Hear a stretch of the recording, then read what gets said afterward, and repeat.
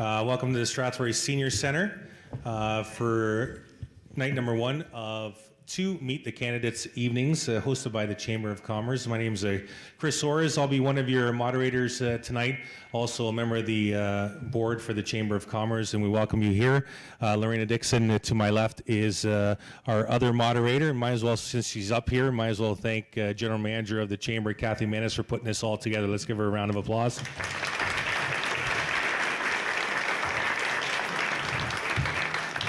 Okay, so how this is going to work is we're going to allow every candidate, obviously, opening and closing remarks. The candidates for mayor and deputy mayor will be given 3 minutes at the top end. They don't have to take the 3 minutes. Councillors and school board trustees will be given 2 minutes. For every question that's answered, the questions from us here will be seat specific. So, for example, a question for the mayor candidates. All candidates will have a minute to answer the questions. Closing remarks will be 2 minutes across the board. And we also have set aside some time for you, the audience, to ask some questions. You can ask them to specific seats or across the board if you wish. And we have a microphone at the far end, and we'll tell you when that's coming up. So let's meet the candidates. Let's start right here at the near side with our mayoral candidates. We have Brad Bach. Let's give him a round of applause, please. We have Brian Derbyshire. And we have the incumbent, Mayor Joanne Vanderheyden.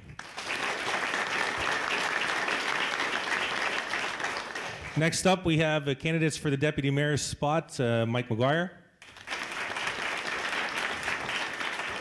And our incumbent Deputy Mayor Brad Richards. Next, we have four here from the school boards, the Thames Valley, and we have Leona Bruins-Thuss. We have Rob Campbell, Andrew Carruthers, Sean Hunt, and Arlene Mayoral. The back row, we have our candidates for the council position in Ward 1. We have incumbent Marie Baker,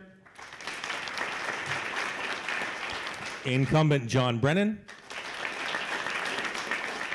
we have Carlos Farpella, Frank Kennis, we have Rick McLean, Ian Nunn, incumbent Steve Pelkman, and Put Strybosh. Round of applause for all your candidates. We'll start with our opening remarks, and we'll start with the mayoral candidates for 3 minutes tops, and we'll start with the candidate Brad Bach.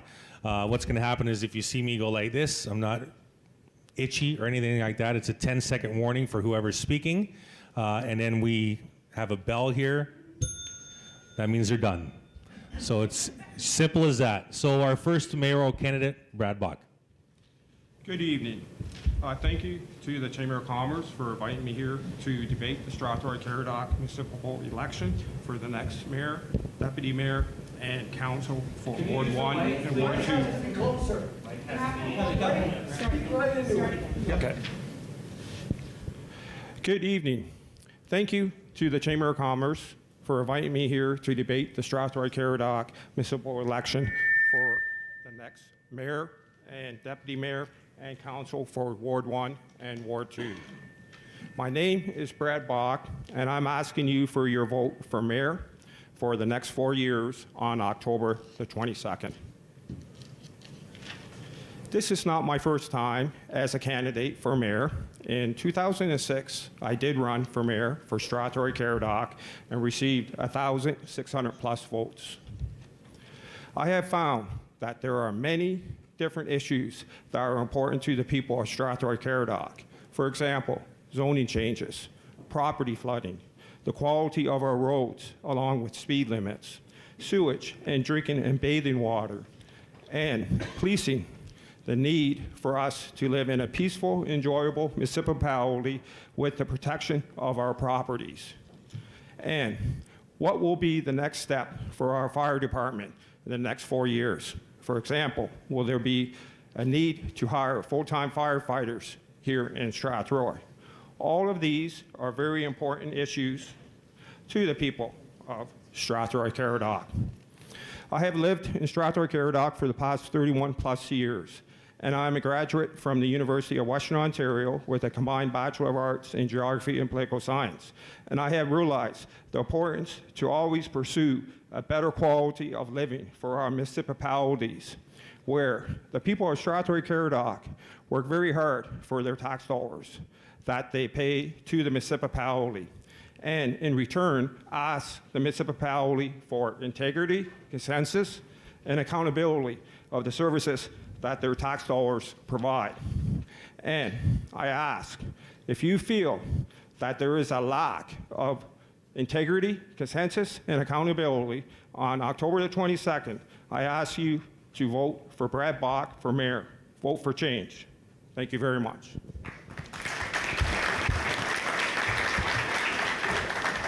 Next up, Brian Derbyshire. Good evening, everyone, and thank you for coming. My name is Brian Derbyshire. I've lived in the township of Strathroy Caradoc, or the municipality, for my whole life, 80 Century Drive. Grew up, I'm a third-generation farmer.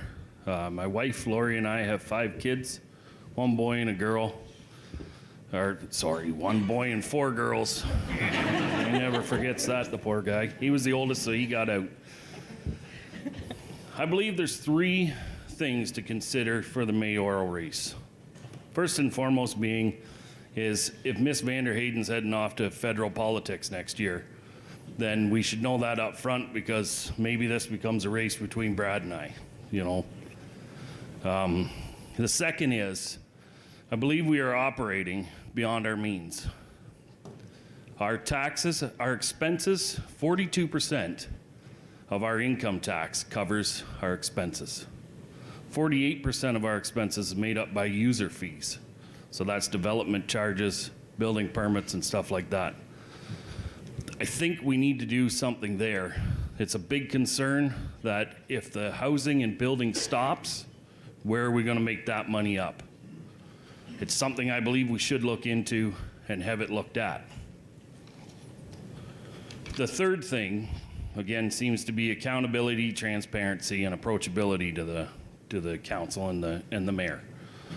I ran into a problem myself shortly a while ago as a member of the Melbourne Fire Department.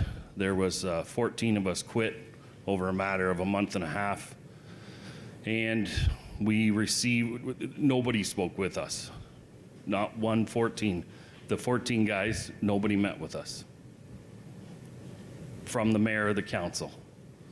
So I feel that we need definitely more accountability and transparency, and that's something I would bring to it, you know, with the right people. So, thank you.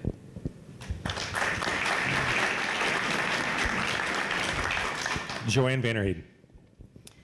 John F. Kennedy once said, "Leadership and learning are indispensable to each other." Moderators, citizens, fellow candidates. Elected officials require a wide knowledge base and skill level that is higher than ever before. As your mayor, I sit on many boards, associations, and organizations. Every connection I make, new information I glean, issues I can address are opportunities to strengthen Strathroy Caradoc. As a municipality, there are defined parameters we are to work under with legislation. There are lists of wants and needs that come to our budget table every single year. Unforeseen emergencies pop up throughout the year. Being strategic in our planning is vital. All of the choices we make cascade impacts into our future. The pillars of my platform include: 1, ensuring we remain open for business. This includes business retention and expansion, but also new jobs and investment opportunities. How do we achieve that? Continued promotion of our location, our incredible agriculture community, our workforce, our road system, facilities, access to a strong infrastructure system, and communication capabilities. They're all essential. 2, guaranteeing that municipal infrastructure and services are effective and sustainable. I will never give up lobbying and advocating at all levels of government for the tools and the sustainable funding we require. Simply relying on municipal taxes will not get our goals accomplished. 3, respecting tax dollars and public resources by ensuring that every single tax dollar invested helps to strengthen our community. I have a strong understanding of the practical challenges of operating a local government, which on the one hand is operated as a business, and on the other hand is an order of government from which people expect access and transparency. In order to promote and support the progressive growth of our community, we need to do so as a team consisting of a strong council, talented staff, and the help of the citizens we serve. Your mayor has the responsibility to lead that team within our municipal boundary and beyond. I offer experience, strong leadership skills, communication, commitment, knowledge, guidance, and integrity. My capacity to develop and foster positive, supportive, strong partnerships with staff and elected officials in municipal and senior levels of government, associated agencies and organizations has been thoroughly established. Today, I stand before you with a willingness to continue to work on your behalf, an absolute understanding of the issues facing our municipality and our community, and the energy to lead our community and our council with a diplomatic, mutually respectful attitude. I have not filled out an application to become the next MP, although that is still an opportunity, but I have not done that, so your information is a rumor. Please allow me to continue as your mayor.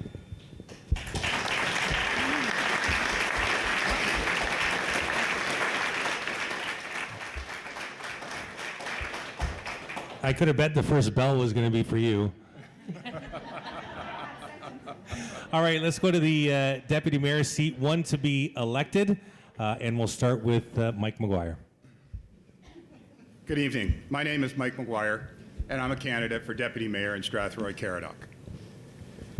When I first started this journey to become deputy mayor, it was shortly after I retired, which was about 2 years ago from the police agency here in Strathroy. At that time, I had a hard time deciding whether I would be a Ward 1 candidate or a Ward 2 candidate, and that's because I've lived primarily my entire life in Strathroy, and yet I have a strong commitment and connection to Ward 2. Parents owned a grocery store down there for years. I worked there as a teenager. I worked there after I finished college and before going into policing. And wow, that got loud. And my grandmother lived in Melbourne, so I've been around the Melbourne community. What I decided the best fit for me was deputy mayor. It's elected at the community at large, and that way I could serve the whole community. That is the most comfortable for me. Now, while I've been out on the campaign trail here in the last month, I've talked to a lot of people, downtown Melbourne, downtown Mount Bridges, throughout a number of subdivisions in Strathroy, and a number of people have been asking me, what is my platform? My platform is serving the people. My platform will come from you. You will tell me what's important in the community to you, and we will work together with the council that is elected to resolve the issues. The business of running the municipality is done at the committee meetings and at council meetings down at the town hall, but I don't expect the people of Strathroy Caradoc to have to go to those meetings in order to bring forth your issues. I'm the type of person I will be out in the community. I want to make myself available to everybody so that we can talk about the issues, put real eyes on those issues, and move them forward. Thank you for your time.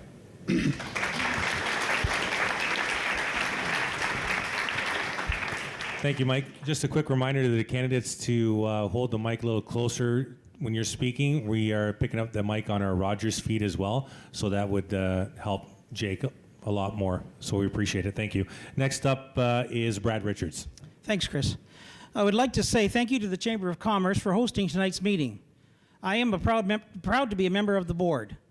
My name is Brad Richards, and I've lived and raised my family in Strathroy for over 44 years, and I've been honored to be your deputy mayor for 12 of the 25 years that I've served in Strathroy Caradoc and Strathroy Council pre-amalgamation. Being deputy mayor, you do take on several duties, plus a few outside council, like the Board of Blue Water Recycling. This term, I was honored to be elected co-chair. The mayor and deputy mayor also serves at Middlesex County Council. There we deal with issues like county roads, ambulance services, social services, county libraries, just to name a few. I had the honor of being elected warden in Middlesex County in 2013. In the sake of time, let me look at the last 4 years of this existing council. I think our council has done a good job. Over time, with staff's help, we've been able to build up our reserves. Our debt load is being paid down, and yet we are doing major capital works. Our municipality has shown huge growth, both in Strathroy and the Mont Bridges area. These are exciting times, but growth does bring new challenges for council. They will have to continue to work hard and continue to make the tough decisions to make sure we stay ahead of that growth. Surveys say Strathroy Caradoc will show strong growth for the next 5 to 10 years. Yet smart planning and forward thinking will be needed to keep us on track. I am very excited about the next 4 years. I believe Strathroy Caradoc is an exciting, vibrant community. It was so exciting to take part in ribbon cuttings at an expanded Rona Moffat Powell, a brand new Caradoc dentistry office, a couple of gas bars, and an expanded Walmart store into a beautiful Walmart superstore. And staff just this year has worked with our downtown market to keep them strong and growing. Even a night market was tried as an experiment. A big thanks to CEO Greg McClinchy for all his hard work on this. It is truly an exciting time. To the existing council for all your hard work over the last years, a special thank you. And to Steve Dawson and Dave Cameron, you have served your community well. To Mayor Vanderheyden, we have come through the council about the same time together. I think we've always worked well together. We always have put what's best for our municipality first. Finally, I want to say I can only make you one promise. I will work as hard as I can with all the passion and desire to see our municipality be the best place to live, raise a family, or retire in.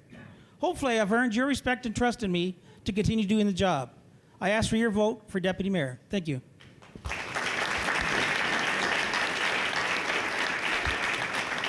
We're going to ask that the microphone get passed to the back, or we're going to go councillors next, if we could. Do you have a mic? Perfect. We didn't see it. All right, so we'll go to the councillors for Ward 1. 4 to be elected. We have 3 incumbents running for another term. 2 minutes for your opening remarks, and we'll start with Marie Baker. Thank you. I would like to thank you all for your interest in this election, and also thank you for allowing me the privilege of representing you for the past 15 years. I have enjoyed every minute of it, and I look forward to continuing to do so. As a member of your council team, I have participated in decisions to improve the health of our community. By that, I mean our fiscal health, making sound financial decisions, keeping tax rates and service charges manageable, striving to reduce municipal debt, ensuring that we have healthy reserves for our future projects, and making responsible decisions to leverage your tax dollars by investing in things like solar projects and partnering with community groups and service clubs. Healthy in terms of improving our infrastructure, ensuring we have clean drinking water, modernized sewage treatment plants, and improved underground services, also improved roads for our transportation network. Healthy in terms of enhanced protective services, ensuring that our police and fire services have access to the training and tools they require to keep our community safe. This includes the purchase of a new aerial ladder fire truck, which has already proven itself invaluable. Healthy in terms of improving our offering of recreation and leisure services. The pool has been a tremendous success. Our new playgrounds, parks, and splash pads continue to draw young and old. We continue to make improvements to our sports fields, to our tennis courts, and we have put great effort into new recreation programs, including summer day camp and additional youth and adult programming that will be offered year-round. But there is more work to do. You have my commitment to ensure we continue to make healthy and sound financial decisions, to ensure we have the infrastructure we need and the services our citizens expect. When you receive your voter kit, I humbly ask you to vote for Marie Baker, Ward 1.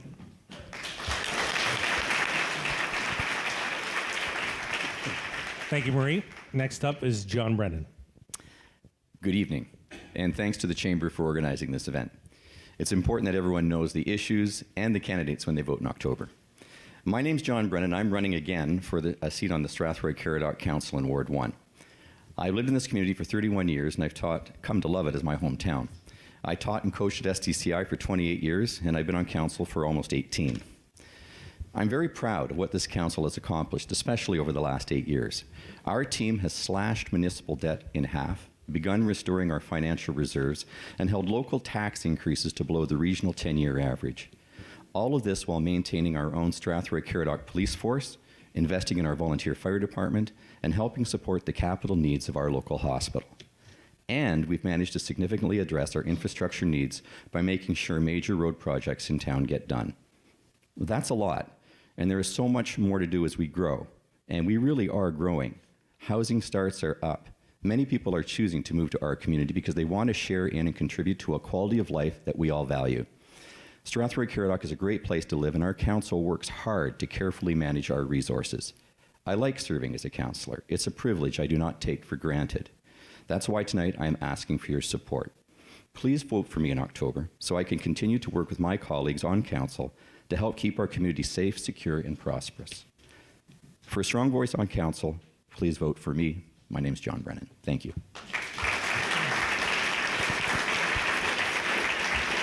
Thank you, John. Next up is Carlos Farpella. Good evening. Thanks for coming out. I want to thank the Chamber of Commerce for having this tonight. And my name is Carlos Farpella. I've lived in Strathroy for most of my life. I've immigrated here in 1972. Seen this town go from 3,200 people at the time to what it is today. There's a lot that's been done. There's a lot that can be done. There's, people come to me and tell me, there's a lot of things that we can do. They bring stuff up and nothing gets done. I want to be that one person that does bring up what you want. I'm a fighter. I'm not a quitter. I will fight for you. Listen to you. I will bring you issues. That's my goal. My goal is to support everyone in this community. And on the 22nd of October, I hope that you're willing to put your X on my name, because I will be the voice that you want.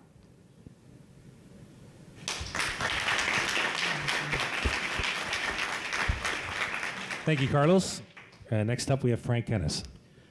Good evening, everyone. My name is Frank Kennis, and I am running for a council position in Ward 1. My wife, Marianne, and I have actively lived here in Strathroy for almost 30 years and have raised our 2 sons here. I am actually seeking to return to council after an absence of almost 18 years. I did serve on the last council of the former municipality of Strathroy from 1997 to 2000, just prior to the amalgamation with Caradoc. I think that it was an extremely active and successful term of council. Our council during that time negotiated the partnership with Caradoc, supervised the building of the Gemini twin pads, the building of our police station, and the conversion of this building that we're in tonight from the former headquarters of the PUC to the senior center it is today. There was also major upgrades completed to our sewage treatment operations on Pike Road, and agreements were negotiated with the 2 school boards to build the new SDCI and Holy Cross High Schools. It was an incredible 3-year council term that I always will be proud to have been a part of. But I chose not to rerun in 2000. My 8-year-old son, Jeff, observed at the time that I was never home, busy with town and busy with a career. I also at that time attended the retirements of 2 people that I had great respect for, and both said their biggest regret in their careers was not having spent enough time with their children when they were growing up. That was a pretty clear hint, so I chose not to rerun. But I always said I'd like to return someday and give back to the community that has been so good to me. And that time has come.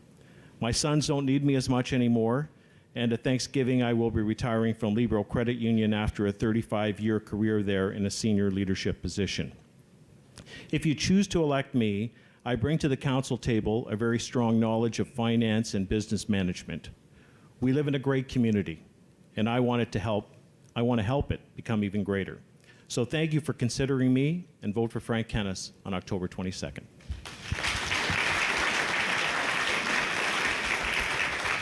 Thanks, Frank. Next up is Rick McLean. Hi, everybody. I'm Rick McLean. 4 years ago, I was asked to try again, this time for council seat, so here I am.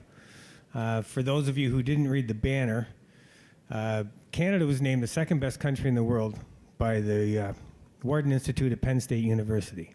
And Strathroy Caradoc was named the 23rd best community in Canada. Out of all the thousands of communities in Canada, number 23, we need to be very proud of that, of what we've done kudos to the town. Good job. What is a politician? A politician is someone, not someone to lead, not someone to follow. A politician is someone who can explain to you why the government has made the decisions they've made, to make it palpable to you. And that's what I hope I can do, is to explain why it's happening and to make noise when those answers don't make any sense. That's it.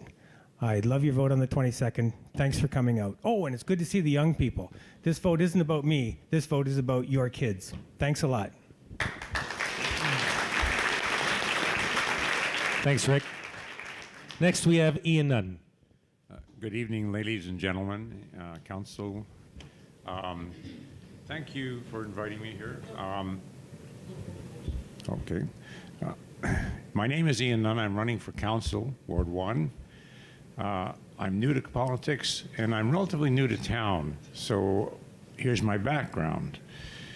I have a deeply accomplished wife, a professional artist. We have 2 adult children. We have 3 cats, one of which adopted us after we moved here. I was born in Simcoe, Ontario, raised in Chatham, Ontario, left to go to university, worked all my life in Toronto and Ottawa, the big cities, in IT as an IT professional. Then we decided to come back here to Southern Ontario. But before that, in 1998-99, I was a consultant to Ontario Hydronuclear as a risk manager on their Y2K project. When I finally retired, and I took up painting full-time, and I also went back to school. I did 6 years of graduate studies at Carleton, leading up to and completing all the requirements to a PhD in computer science, except for the dissertation. So it's called ABD, not PhD, all but dissertation. Anyways, 3 years ago, we decided we wanted to move into the area to be close to our family who is here now. And after diligent research on more than a dozen communities, we picked Strathroy as the best.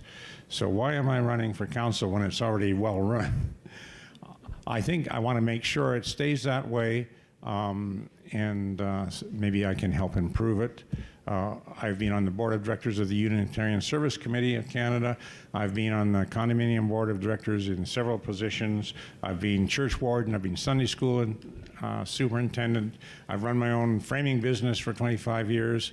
I've got a lot of background here.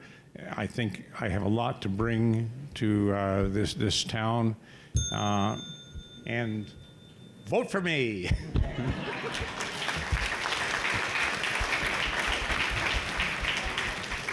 Thanks, Ian. Next, we have Steve Pelkman. Good evening. My name is Steve Pelkman, and I'm running for the position of Councillor Ward 1. When I first ran for council in 1997, I ran because I felt there had been a disconnect between your municipal government and you, the residents of Strathroy Caradoc, and I have worked hard to remake that connection. I wish to continue that work, to continue building a sense of community pride, to keep the attitude on council and its direction to staff that how we do things as a municipality matters. The projects we do, big or small, the way we do our daily business, should give consideration to how you, the people that live here, feel about the town you call home. I like to focus on ensuring that when we do spend money, that you get good value for that money.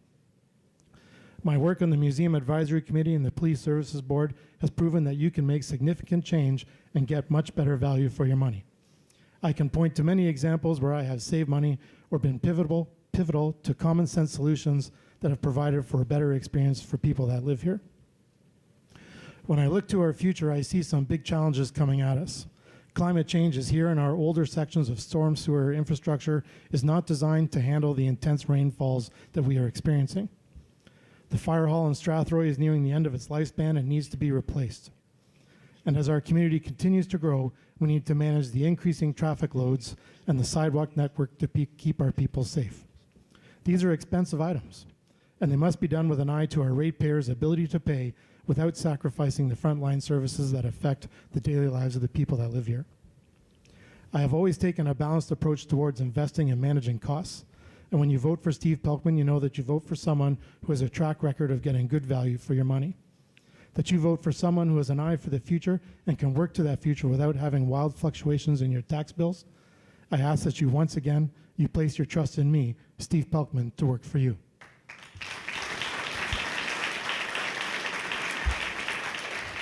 Thanks, Steve. And Put Strybosh. Thanks, Chris. Is it working? Okay. First of all, I want to thank everybody for coming tonight. I know it's a busy time, and it's great to see everybody out. And I also want to thank all the candidates for running. This is a great community, and you can see from the candidates how many people are running to seek a position. My name is Put Strybosh, and I'm running for council. I've been part of this community for 57 years. I was born in the hospital in Strathroy. My platform is I'd like to see more development in the residential and commercial. I want to see community hours given back to this fine town, as in cleanup of the rivers and parks. And also on the environment side, I'd like to see more trees being planted by individuals. And one thing that really burns me is the garbage. I see so much garbage, paper cans, cups, fast food, thrown out of the window. I like to really clean up and get involved in that. And so October 22nd, I'm asking your vote. Thank you very much. Thank you, Putz. All right, now to our trustees. All the representatives here are for the Thames Valley District School Board. 2 will be elected, and we have 5 here, and they'll have 2 minutes for their opening remarks as well. And we'll start with Leona Bruins-Thus. Okay, is this working? Good.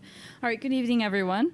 Thanks so much for having me here to participate in this. It's quite exciting. It's my first time running, and thanks to the Strathroy District Chamber of Commerce for hosting. My name is Leona Bruins-Thus, and I'm running for School Board Trustee for the Thames Valley District School Board. I have 3 young children, the oldest of who just started school last year, so it's gotten me inspired to get a lot more involved in school and school communities, and now to run for this position. I'm very excited to be running for School Board Trustee. I'm passionate about education and have always believed in the power of education to open doors for all of our children. I believe that I am perfectly suited for the role of trustee. I have over 7 years of experience being part of a nonprofit board, including being board president for 2 years and chairing subcommittees. So I have that governance experience. I'm also an engaged student myself. I'm currently pursuing my PhD, and my dissertation actually focuses on a public education program. In my work and in my research, I have always believed in and championed strong community involvement and collaboration. So I would definitely bring this to my role as trustee by actively engaging with parents and the community about the ideas that we all have to make our schools stronger, and having a strong parent voice at the board table as well. So I have 3 overarching goals as school board trustee. That would be, I have them on my handy postcard, which if you want one afterwards, I brought some along with me, to make sure that we have a quality education for all our students, to make sure that we have school supports in place for students that do have additional or special needs. And we already do have those things, but just to improve them and strengthen them. And of course, a focus on local schools. So I want to know about the issues that we have. Middlesex County is very large, obviously. So what is happening for Strathroy schools may be different than schools in Ilderton or in Glencoe. So I want to have a relationship with the schools across Middlesex County and have a strong focus on the needs in each community, which could be different. And so to keep parents and the community involved throughout my term, all right. That'll come in my closing statements. Vote for me. Thank you so much. 2 minutes goes fast, sorry.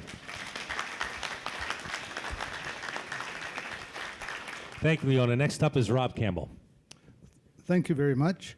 Good evening, and thank you for coming, everyone. Very important thing to get to know the people that you're going to be looking at voting for. Find out as much as you can about them, so appreciate you coming. I'm a trustee candidate for the Thames Valley District School Board for Middlesex County. I was elected to the board for Middlesex County in October 2010 and 2014 municipal elections. My wife Suzanne and I have been residents of Middlesex County since 2005. We have 1 married daughter and 2 grandchildren. As a proud grandparent, I have an intense interest in the type of education my grandchildren and their peers will receive. My personal education includes being a graduate of the 3-year business administration program at Fanshawe College, and my certification as an occupational therapy and physiotherapy assistant from Humber College. A little bit of teaching experience I got through teaching ballroom dancing. People always kind of think that's a little bit different, but it's very enjoyable, I want to tell you. I have also taught wheelchair ballroom dancing since 1997. My teaching experience has made me aware of the responsibility teachers have to students. I have been involved in the community through working with the Home at Last program through the VON. This program returns patients from the hospital to their homes and makes certain that their home has safety hazards removed and a proper support system is in place for them. One of the committees that I've been especially active on is the Accessibility Advisory Committee for the City of London. Following 4 years with this committee, I've been a regular member of the AODA Advisory Committee for the Thames Valley District School Board. On this committee, I have been able to work with a group of people who are devoted to making our schools safer through renovations and making certain the new schools are accessible for all students. I have a strong interest in working for the educational good of all school-age children and their families and want to ensure that children with special needs are strongly represented along with all others. I ask you for your vote and for your support for my being your representative on the Thames Valley District School Board as Middlesex County Trustee. Sorry.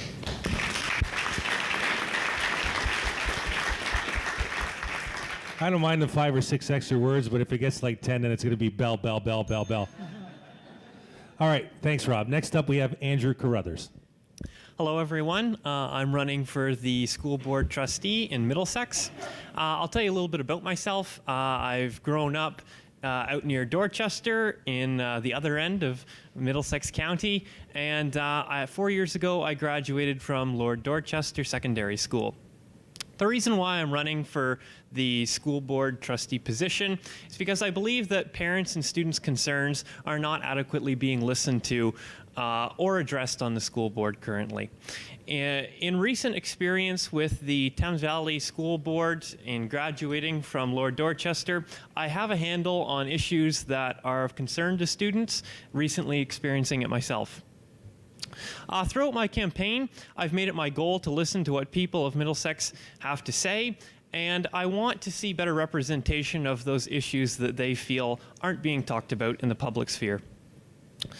Some of the issues that I'm very passionate about and would like to talk to you more about at greater length at some point in the future are improving robotics activities and extracurriculars within our school system to support the growing need for tech-based educations.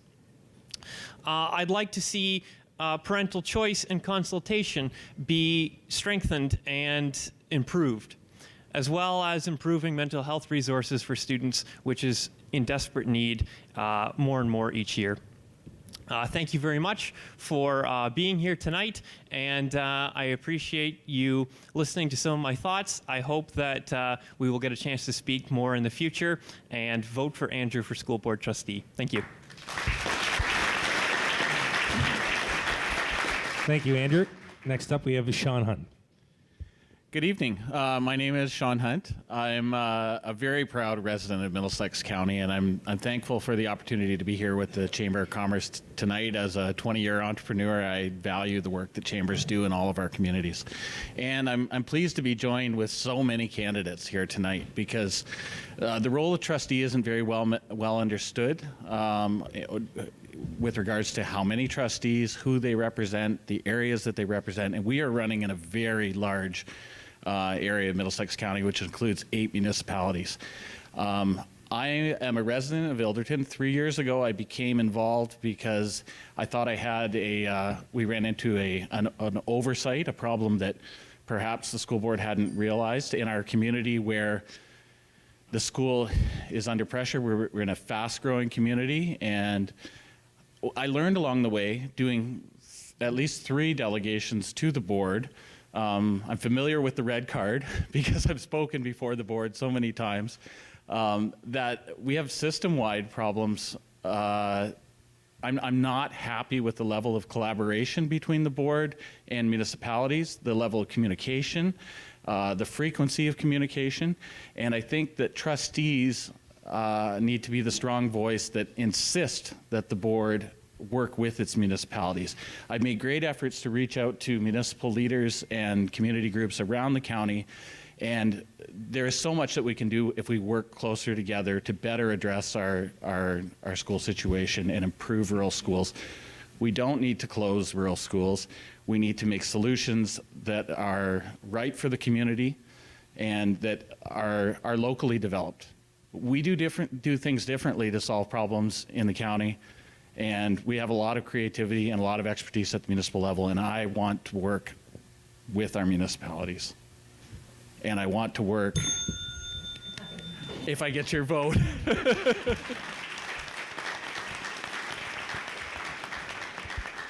Thanks, Sean. Next up is Arlene Mayoral. Thank you. We seem to be on a roll, so I'll wait for the bell. Good evening, everyone. And again, I'd like to also express my thank you for this wonderful opportunity. My name is Arlene Mayoral, and I'm seeking re-election as trustee representing Middlesex County. I'm a lifelong resident of Middlesex County. I live here in Strathroy. As a mother of children who have now graduated from Strathroy schools, I know the accomplishments and the struggles as my children navigated public education. As a school council member, I worked alongside parents, teachers, and community members. Now, I'm the vice chair of the Thames Valley Board, the first Middlesex trustee to hold this position since 2006. I bring the Middlesex voice and rural perspectives to the most senior level of the Board of Trustees. 4 years ago, Middlesex County constituents gave me a mandate. I immediately recognized how the funding formula disadvantages rural schools. To address this, I developed and organized the Ontario Rural Education Symposium, the first provincial rural education symposium in Ontario held here in Middlesex County. An opportunity for decision makers, parents, community, and municipal representatives to dialogue about how we collectively serve rural schools. We now have dedicated funding for rural schools. The most important role of a trustee is to be an advocate for constituents, parents, and our students. We must listen to the community we represent and act.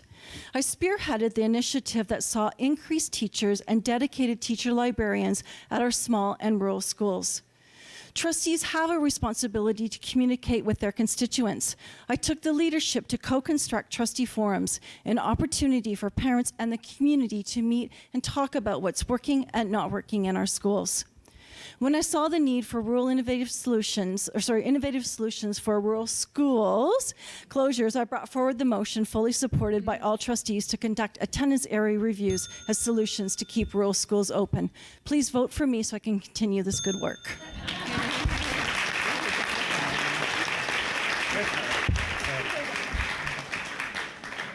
Thank you very much, everyone, for your opening statements. We're going to move now to the questions section of the evening. So we're going to be asking the candidates for mayor, deputy mayor, 2 questions each.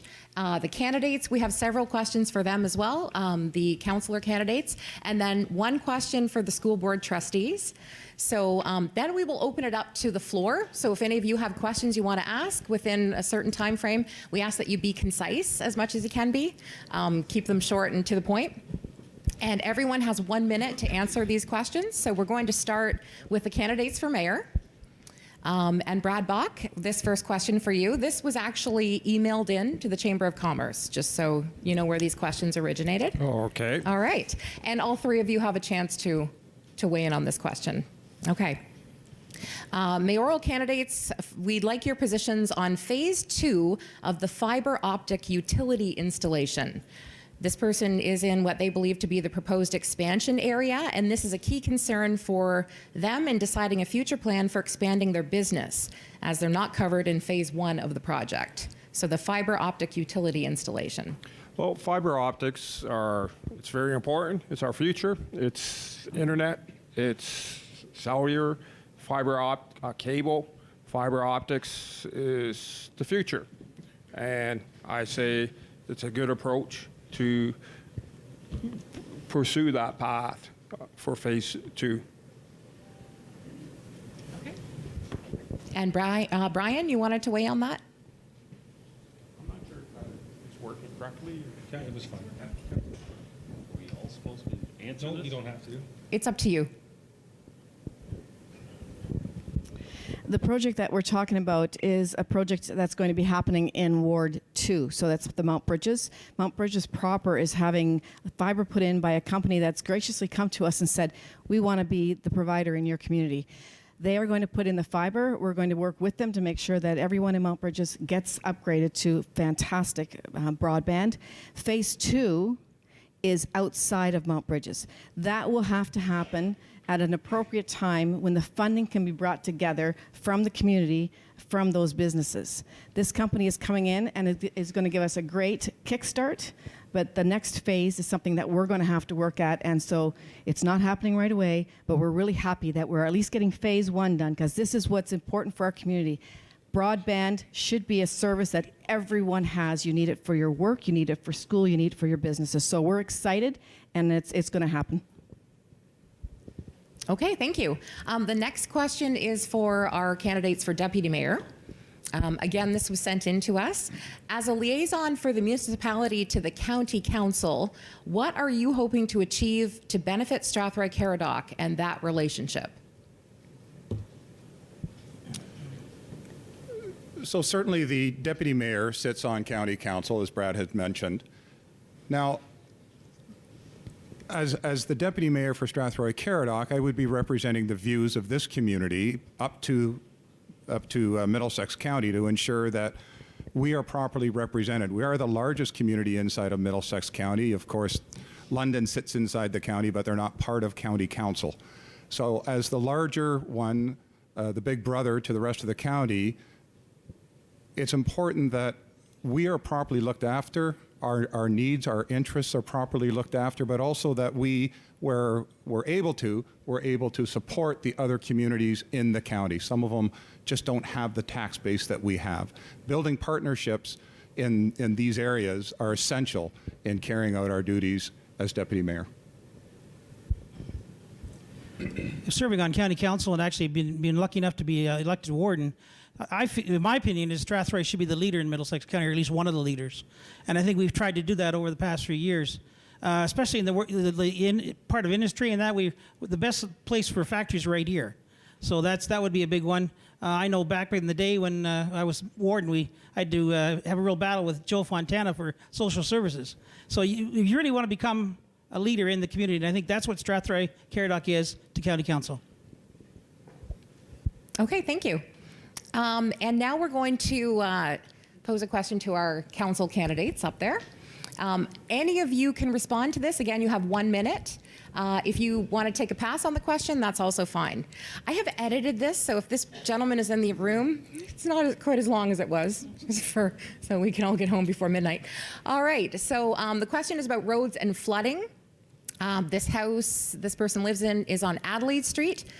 Floods all the time when we have heavy rains. Also, the Walmart Plaza area is a main concern for this individual, with poor road conditions as well, and Center Street also a concern. So the question is, what will you do to help with the flooding and infrastructure issues locally? And Marie, if you'd like to weigh in on that, you can.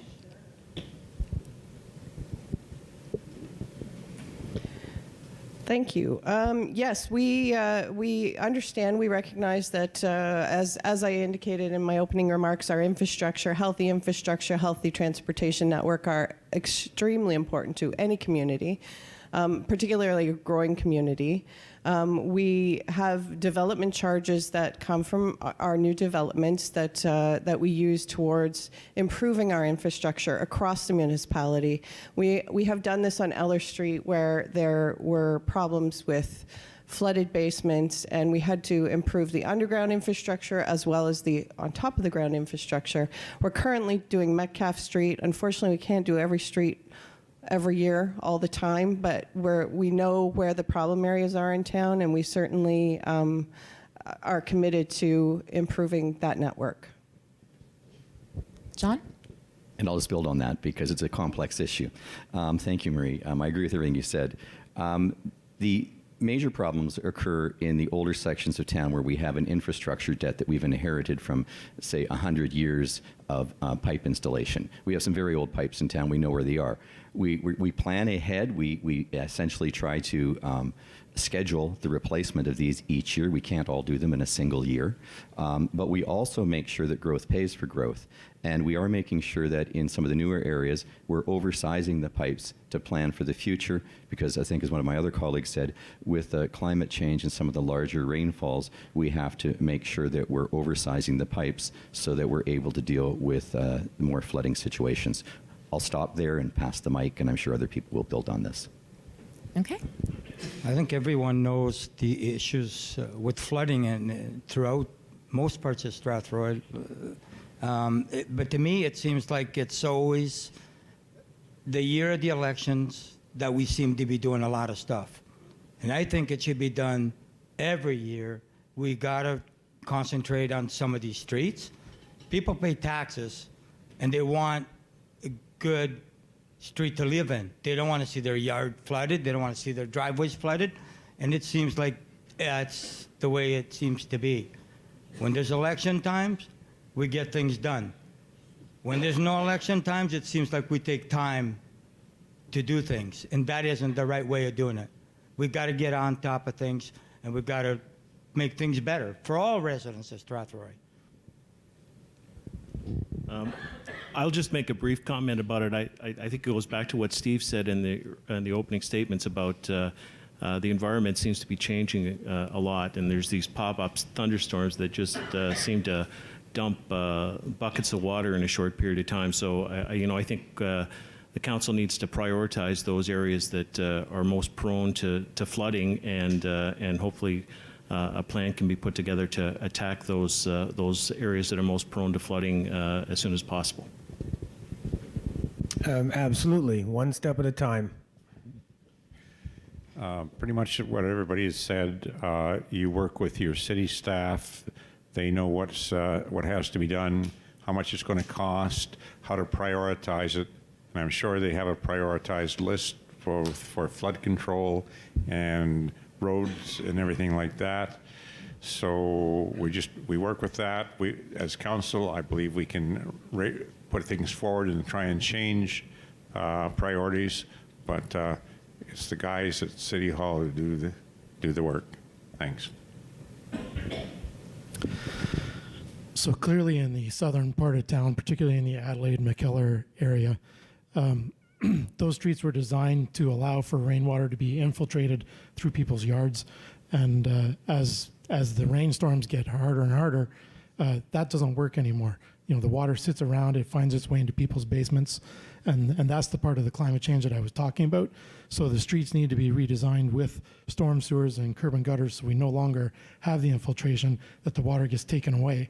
But that took many years of planning because all the water was going through the Albert Street pumping station, and there was no outlet for the stormwater to go to. So we had to create a stormwater sewer on Metcalfe Street, which many millions of dollars and a couple of years of planning to do, so that all that water down Adelaide-McKellar could find some place to go.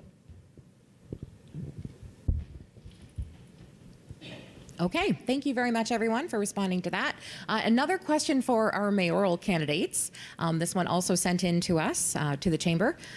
Are you aware of the homeless, alcohol, and drug issues among youth and young adults in this town? And what responsibility do you think the municipal government has dealing with this problem? If you'd like to answer, Brad, that's fine. If you want to. Well, I think we as people should always have a carrying capacity to whether they're homeless or not homeless. And if they're homeless, we should do something to make them unhomeless. Like Gene Crescian, when he was first elected, which I indicated this some time ago, when he was first elected back in the 1990s, his goal was by the new millennium to have no homeless people in Canada. However, we still have homeless people. And I think it's the duty of the people to help people out if they need help. Okay, Brian? Yeah, I think we should help the homeless, but there's organizations here that are set up that, maybe we can point them in that direction. and work with that way. You know, do I want a clean injection site or anything like that if that's where we're headed? No, I don't. No, that wouldn't be something on my list. So. Well, what we're talking about is an issue that is important to every single community. We have mandates and legislative responsibilities to do certain things. Homelessness is on our radar. We have a police force that works with this. We have groups in our town. We have Search. We have so many organizations that help. If you look at any church throughout the weeks, they serve meals, etc. There's all kinds of community ways that we can help. I've had chats with United Way as late as 2 weeks ago about what their policies are and how we can get funding through them, because that's an organization that does a lot of work in this and they understand it. We've talked to social services at the county and at London in order to move forward all kinds of issues that we see, and mental health issues are one of them, and drug addiction issues are one. We have a variety of homes now. We have apartments. Zavitz has geared to income housing. So we are doing things with the policies that we're putting forward. So we're working at it. Okay, thank you. On to another question for Deputy Mayor, our candidates for Deputy Mayor. Currently, people walk down the street or stand in parking lots, storefronts, and in front of arenas vaping and smoking cigarettes. What bylaws will you help establish regarding use of marijuana in the municipality? It had to come up. And what measures will be taken to enforce them? So marijuana becomes legal in 6 weeks. Other than the fact that we're no longer going to be charging people to have marijuana, a number of these bylaws or laws in the province are already in place and will be enforced. The enforcement of smoking in close proximity to stores and places where you shouldn't be is regulated by the London Middlesex Health Unit, and they have people that will work undercover, that are in the enforcement end. They come out and write those tickets. They have worked with Strathroy Caradoc Police on those type of issues. Those issues or those enforcement issues are already in place, and nothing will change other than they will now be charged for smoking marijuana as opposed to being arrested.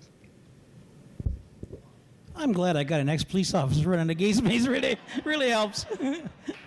No, and I think Mike said it very eloquently. I mean, Strathroy has smoking bylaws already in place for quite a few years now, and the laws are just going to adapt to the new format. But Mike said it quite eloquently. Thank you.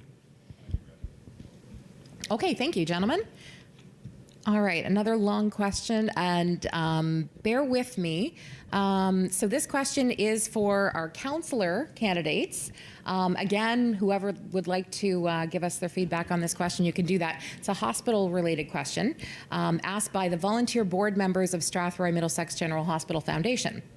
In addition to being the primary healthcare provider, the hospital is also one of the major economic engines in the community, a major factor for business and real estate development. The need for new equipment and renovations of the hospital is very real, but as you already know, the federal and provincial governments do not fund the purchase of equipment. The foundation has embarked on a major fundraising campaign to replace old equipment and support much needed renovations.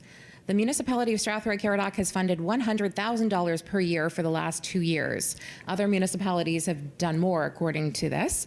The foundation would ask that council continue the funding of $100,000 per year and increase it by an additional $100,000 for the next 10 years, a $2 million pledge for support. That sounds like a lot, but the increase of $100,000 will only cost $22 per household per year, or $1.86 per month. If elected to office, would you support the SMGH Foundation's request for $200,000 each year for 10 years? Marie? Well, I guess the mic's in front of me. So oh, yeah, no, that's better. I'll go ahead. Yes, I would.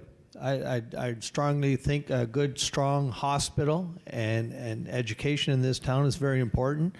I'm in real estate, and it's amazing how many people move to this town and they ask, what services do you have? Do you even have a hospital? And absolutely we do. We have a great one, and I think it's a big part of the community, and I would support it. Absolutely. Thank you. Okay, Steve? So I did support the $100,000 per year when the request came.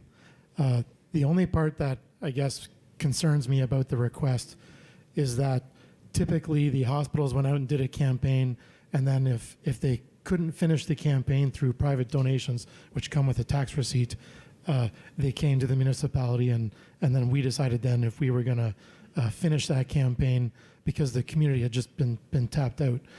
Now they're coming to the municipality first, and they haven't given the opportunity for people to give a donation that comes with a tax receipt. I'm not against supporting the hospital, and I think if the hospital comes to us on an annual or biannual basis, I think that would be a better way to decide than it would be to say 10 years out we're going to go ahead and spend the taxpayers' money where they don't get a tax receipt. Part of my platform, which I never got out, is fiscal responsibility, and this is a key issue in that area. Can we afford 100,000? I don't know. We have to go back, and the people have to start, as town hall, have to start crunching numbers. Do we have the money? We're looking, I think we try and hold it to a 2% increase each year. Can we accommodate it within 2%? What about a phased in? 25,000 increase for 1 year, 3 years later, another 25,000, something like that. I think there are a number of options of approaching this, but it really has to be looked at in terms of the larger budget and the implication on taxes. Thank you.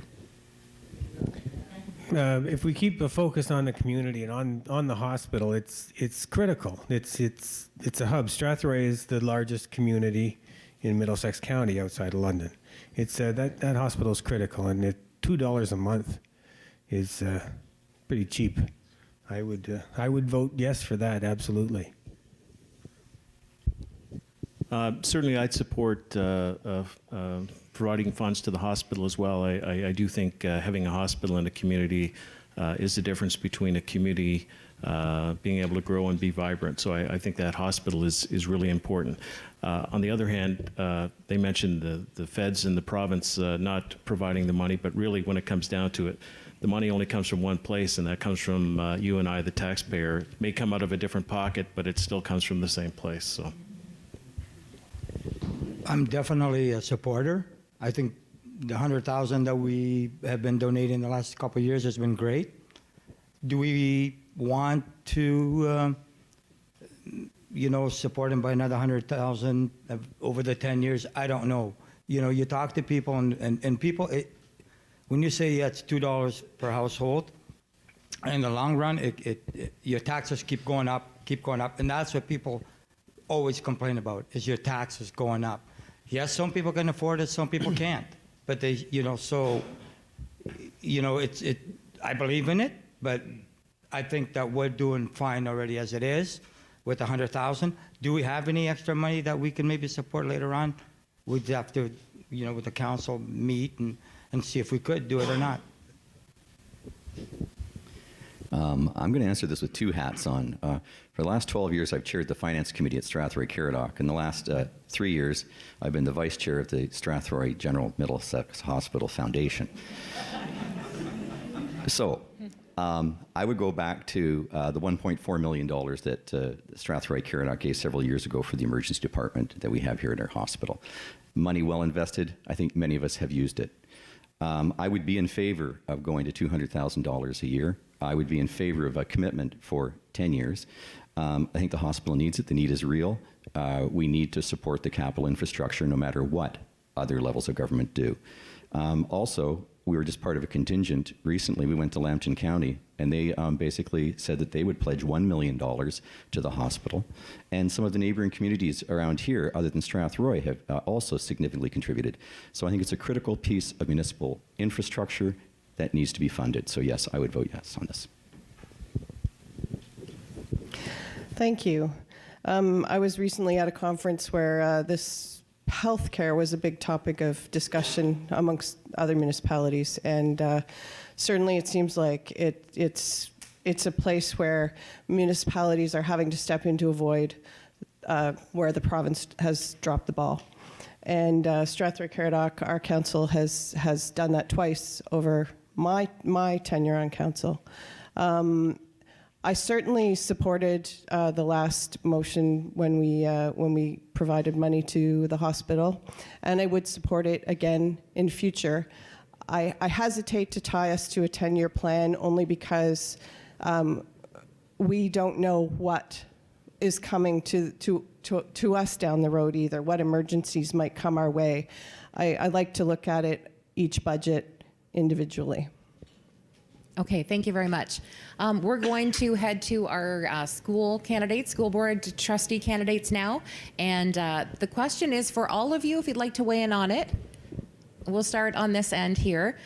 Recently, there have been many issues with the provincial government repealing this current sex ed curriculum. What is your view on what should be taught in schools in Strathroy Caradoc? I figured that would be asked tonight. That's a pretty big topic right now. I have to be honest, I'm a little disappointed with how the current government has chosen to handle the health and physical education curriculum.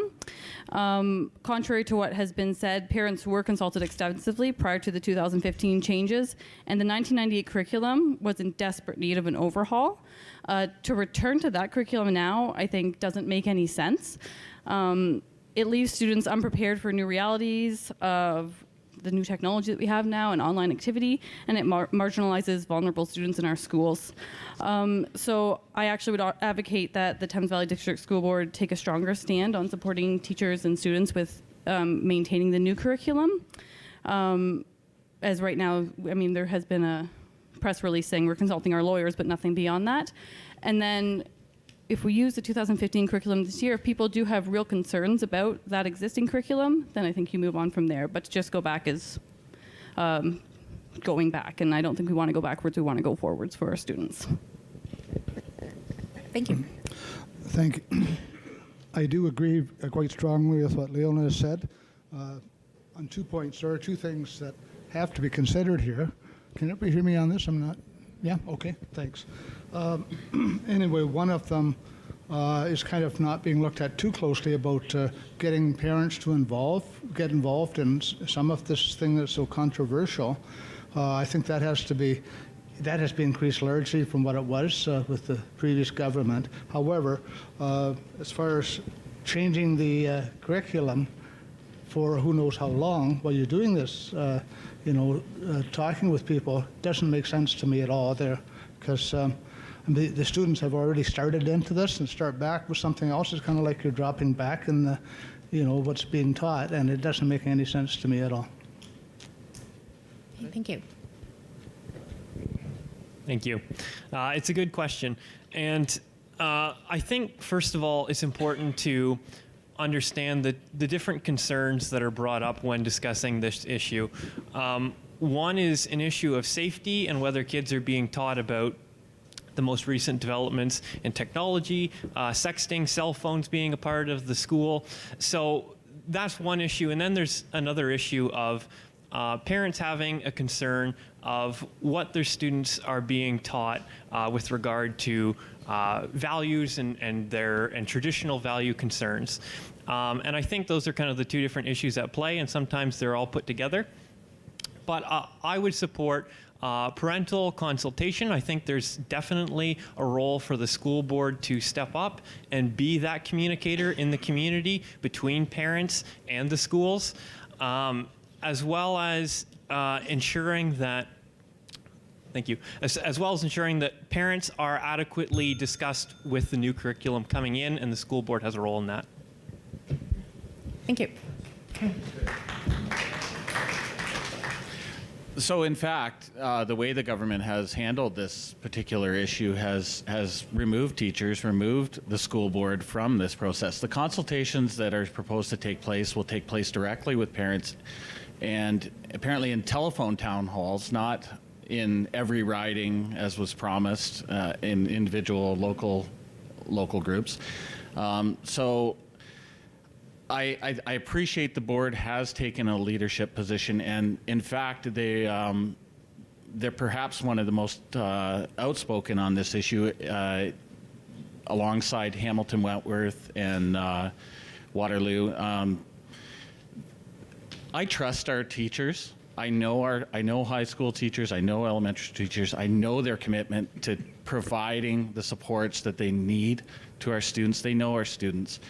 And I trust that they will do what our kids need in the meantime. Got the amen. Your turn. Thanks. Comes as no surprise, this question. There are plenty of opinions and a lot of lobbying that's happening at all levels, locally among parent groups, and I'm pleased to still be able to serve parent groups and have provided that leadership to our parent groups to advocate at the provincial level. Teachers' unions and the Ontario Physical Health and Education Association are also working actively and advocating to the provincial government to ensure that parents' views and educators' views are respected and valued in whatever it is that comes out. Clearly, students need the skills, attitudes, values, and knowledge to succeed and to grow and to mature. Students must feel safe, included, respected, and we know that a lot has changed since 1998. Gender identity, sexting, anxiety, and depression. Students who are transgendered have a higher rate of suicide. These are all topics that are critical to supports that students need. Teachers each and every day use their professional judgment in classrooms, and there's many ways to incorporate these topics Thank you. in our Thank you all. classrooms. Very good. All right, so we're going to put that mic on. Does anybody from the public want to go up to the mic and ask a question? Go on over to the mic. Please state your name, and we ask you to address the question to a certain seat, whether it's a school board, mayor, deputy mayor, or councillors. Does it have to be a certain seat? You want to address it to everybody? Yeah, absolutely. If you want to address it to the entire candidates here, go ahead. State your name and question, please. My name is Derek Carter. I'm the one that lives on Adelaide Street. And they took the concrete around the side, so every time it rains, both sides come in my laneway. Floods the house probably about this much in the basement. This has happened for 3 years. We've been through this with the town, and they decided that they would come give us a hump, like a 4-foot hump. When they showed up, they gave us a speed bump that you can't get your car over. So still every morning at 4 in the morning when it rains, I have to go outside and plug a pump in to pump the water across the street. So my question to you guys is that an appropriate fix from the town and from council? Thank you, Derek. And before anyone answers, I want to apologize for editing your original question. It's Lorena's fault. Anybody want to address Derek's question and all answers are a minute. Candidates? Is that an appropriate fix? Anyone want to answer that? Please. Well, grab the mic, please. The mic has to come down. Rick, did you want to, at the top there? Go ahead, Rick. Unacceptable. The man's paying property tax. It's unacceptable. Okay. What I would do is send your electrical bill to the town, and when the town sees it, you hope they will fix the.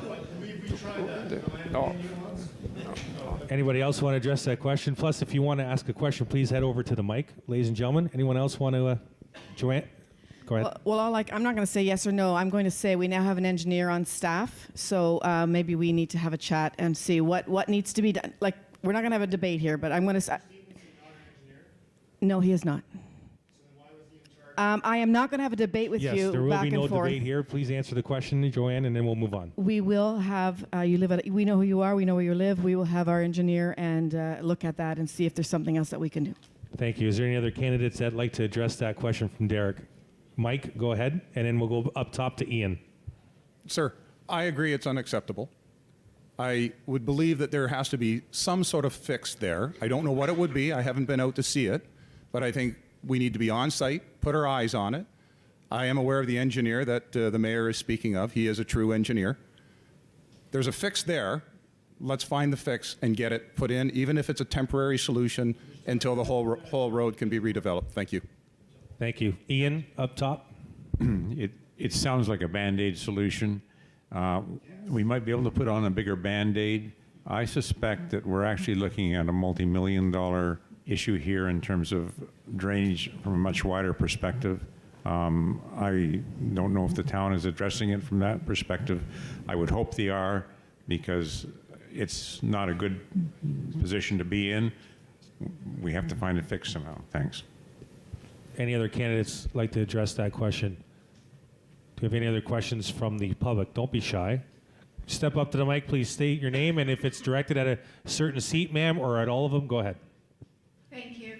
First of all, my name is Bev Weiler. I've only been in Strathroy Caradoc for just under 2 years, and I will say that it was the hospital that made our decision to move to Strathroy Caradoc because we lived in a community that didn't have one.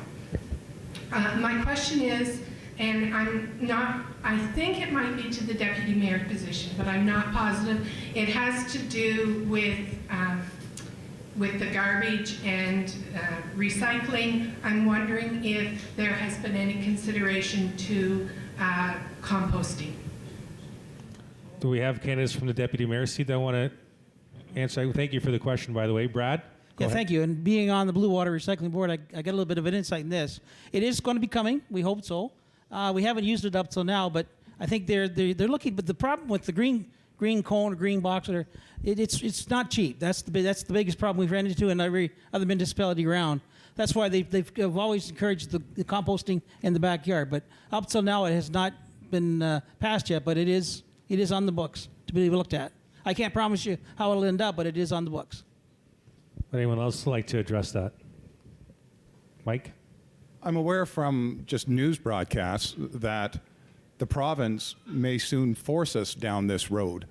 So I think it's good that Strathroy Caradoc is out in front of it. It's good that it's already being considered, and it will likely be coming, and it's now trying to mitigate the expenses and how best to put that into place. Thank you. Anyone else? Thank you for the question. Next question. If you want to ask a question from the gallery here, just gone over by the mic so we know that there's a question coming. We have about 14 minutes left, and then we're going to go to closing remarks. Go ahead, sir. My name is Devin Rumbouts, and I have a question for Mr. McGuire. A few months ago, my uncle's house blew up, and the police didn't even take a statement from my uncle. All the windows were blown out of the house, and it was put down as a candle fire. I did some investigating of my own, and I found multiple fires that were like this, and along with a lot of gang and criminal activity that's happening in this area. As you know, in Toronto, the gangs are getting really big, and people are moving from Toronto to here because it's a lot cheaper. We'd ask you to please state your question, sir. Yeah, okay, so the question is how do I know that I can trust you when your buddies are working with these gang members? And this is a question. It's not really an appropriate question for this format. For Mr. McGuire as a deputy mayor candidate, not a former police officer. He used to be a cop. And Yeah, but this the is- cops that are working with these gangs are they about to retire? So the question should probably be reset as in, what are candidates looking to do to increase to the fix this relationship? problem so it doesn't happen again. So the question could probably be, what are you looking to increase the relationship with the police department in the municipality and policing as a general I want to know increase what's in going to be done policing? when these officers retire. Well, that's really That's not not a a question for question the they can candidates. answer. That's a question for the police chief. No, Right? I mean, like, but like, what I mean is like, how do I know, since he used to work with them, that we could trust him? Do you have a question on policing in general? What's that, sorry? Do you have is my mic on, Jake? Do you have a question on policing? Policing in general. Policing in the municipality. Just like, I want to know that like our communities are still going to be safe. Like, you know what I mean? Okay, Like, so the question would be, what would the candidates do to continue the relationship with policing in the municipality to make sure that the municipality stays safe? Is that a good, fair enough question? police screening, No, but I'm asking you if that's a fair enough question for the candidates. I guess, yeah. Okay, so thank you for the question. Who would like to address that? Brad, go ahead. Yeah, thank you, Chris. We have an excellent police chief in Mark Campbell, and then we have an excellent police commission board, which I think Councillor Pelkman sits on as well. I know it's an ongoing problem, but they're really working their best to solve the problems. And I think that's how you handle it. You work as a board, work as a committee, and we got a really good chief to look after it, in my opinion. Thank you. Any other candidates want to address the question on policing in the municipality? Brad Bach here at the end.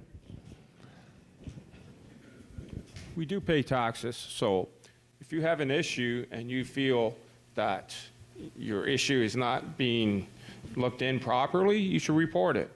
And you personally yourself should not actually become involved in it because you could get yourself hurt. And you're best to let the police look into it and let them communicate with you. But if you do have an issue, you should report it and see what the outcome will be. Because that's what you pay your taxes for.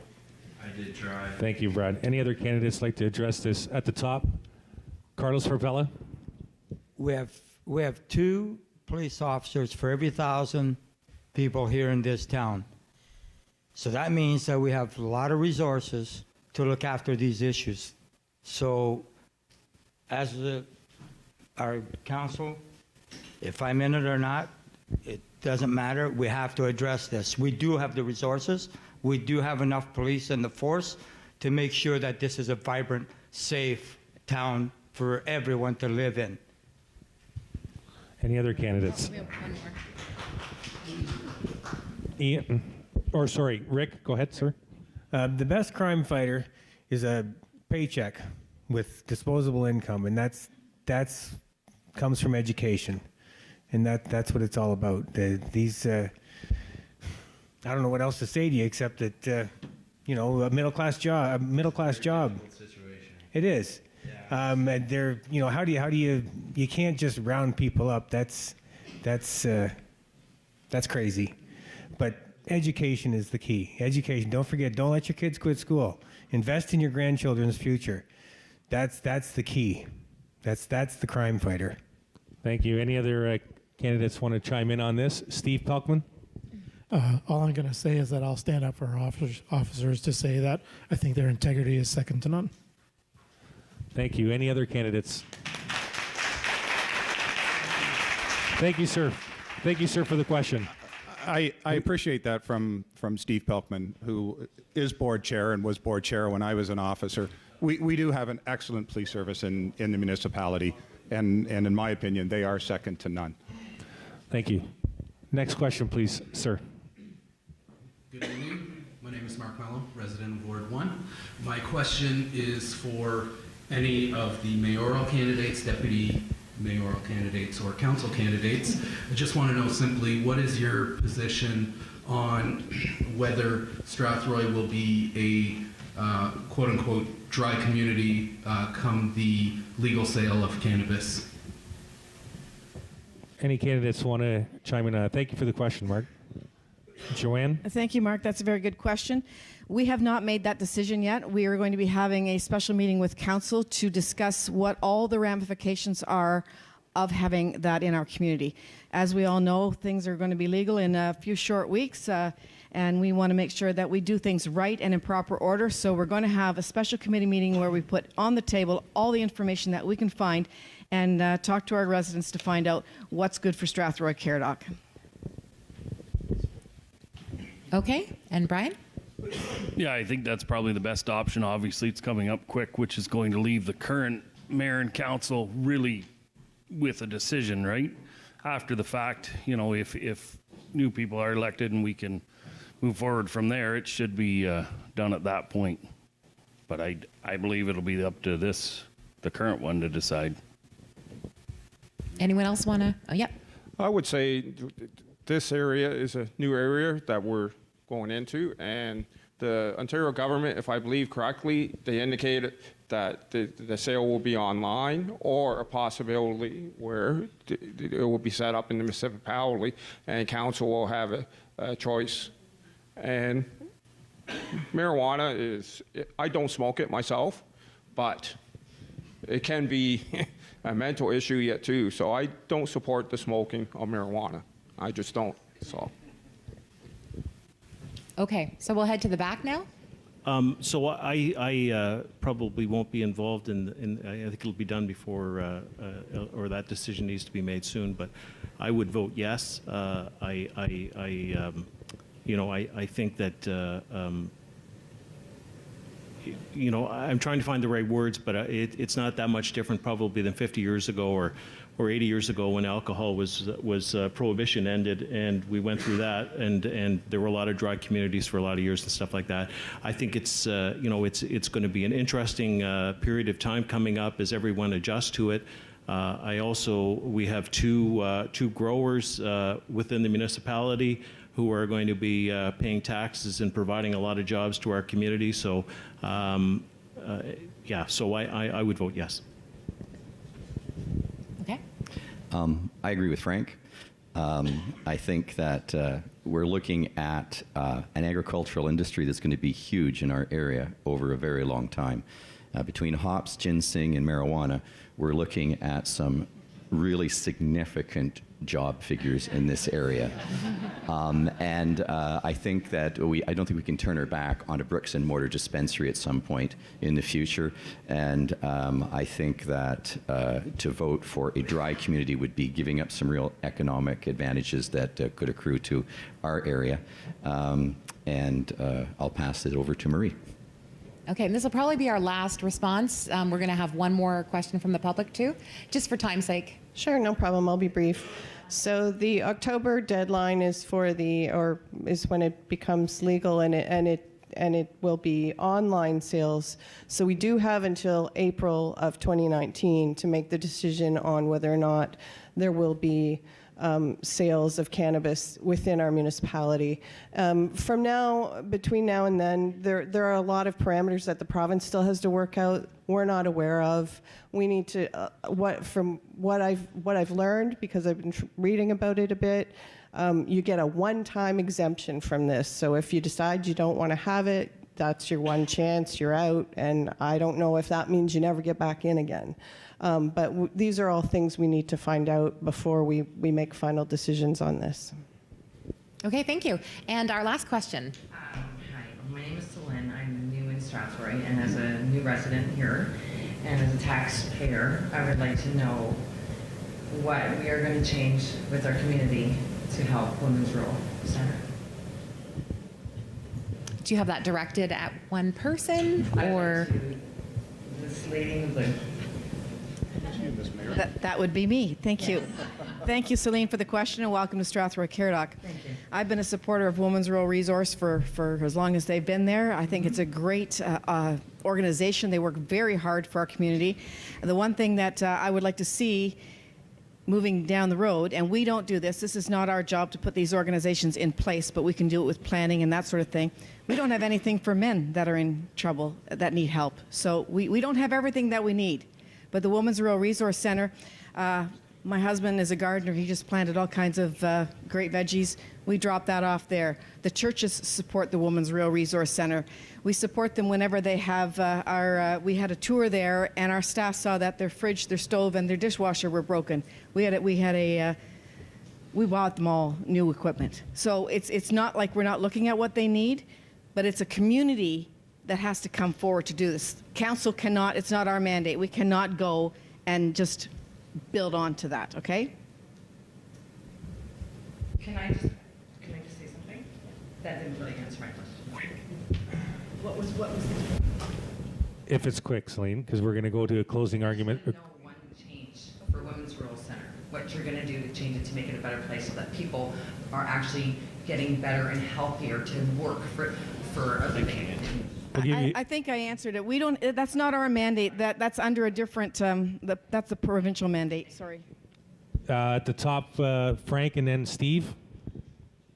Just a quick comment on that. I'm actually just finishing up 6 years on the board of the Women's Rural Resource Center, and it's a great organization that is really supported, as Joanne said, by the community.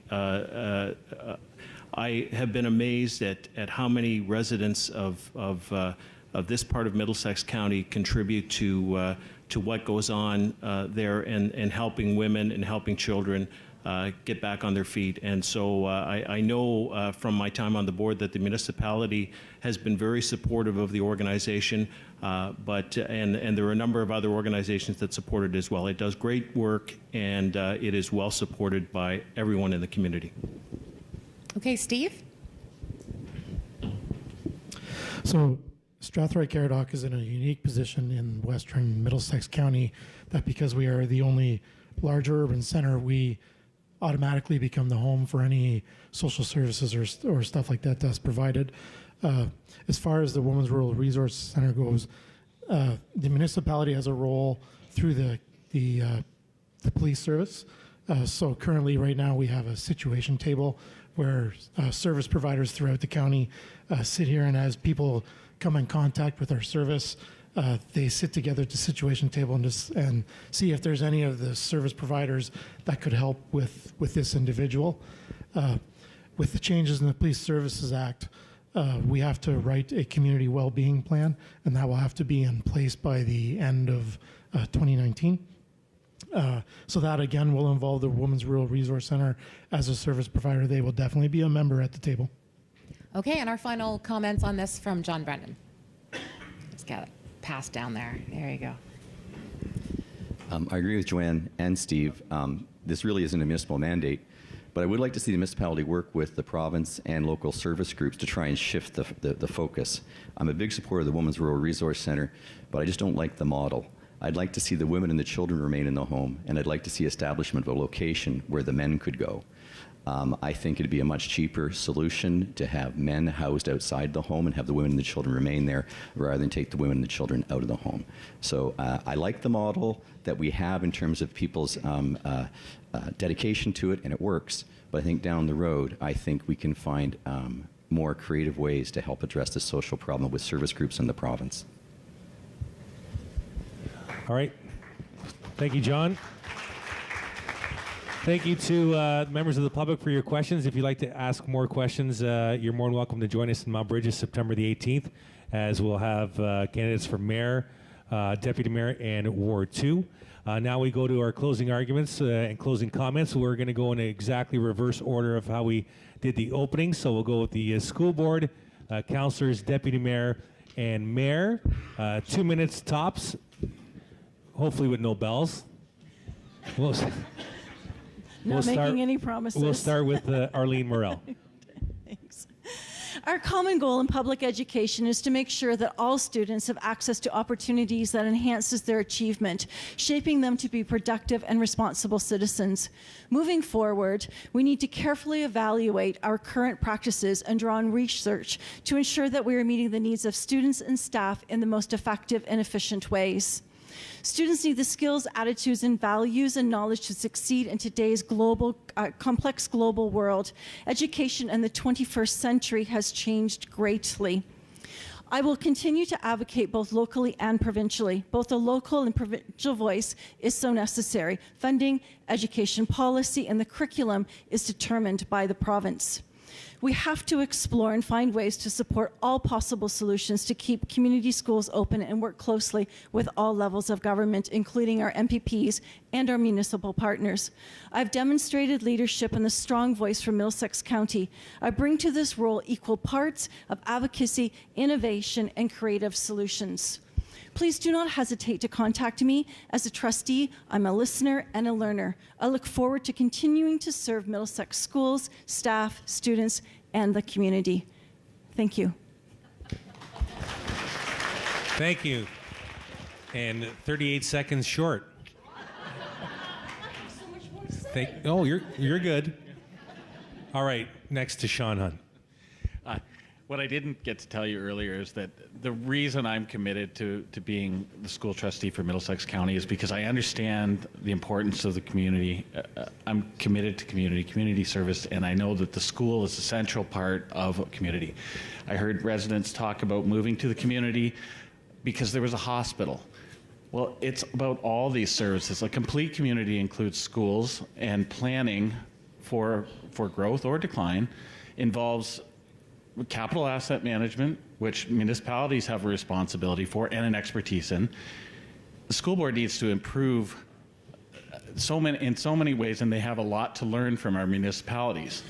And I want to be a strong voice to encourage them to work with our community and our municipalities to better serve and be a part of our community's strategic plans. So thank you very much for the opportunity tonight. Thank you, Sean. Andrew Carruthers. Thank you. I would just like to close in saying, summing up some of my points and my positions. I believe that I'm qualified for the role because of my close proximity to being a graduate of secondary school in Dorchester. I believe I have a strong handle on the issues that are important to students, what they feel that they need, the issues that maybe aren't expressed as clearly as what they'd hoped. As well as being a strong advocate for parents. I think that parents need to have a stronger communication, the school board needs to have a stronger communication with the parents to consult with them on various issues that are of concern currently in the school board, as well as tackling issues such as mental health. It's a growing concern. Recent statistics suggest that 1 in 5 students deal with mental health, and there's few resources of professional help that the school actually offers. There's a lot of talk, however, in my experience, little action. So I would like to see that expanded, as well as see the expansion of extracurricular activities in the tech sphere, specifically with regard to robotics. It's a great inclusive environment that brings out a lot of students that don't typically take part in extracurricular activities, as well as continuing to promote schools as being community centers and hubs that really show the vibrancy of the rural community. So thank you very much. Thank you, Andrew. Rob Campbell. Okay, thank you.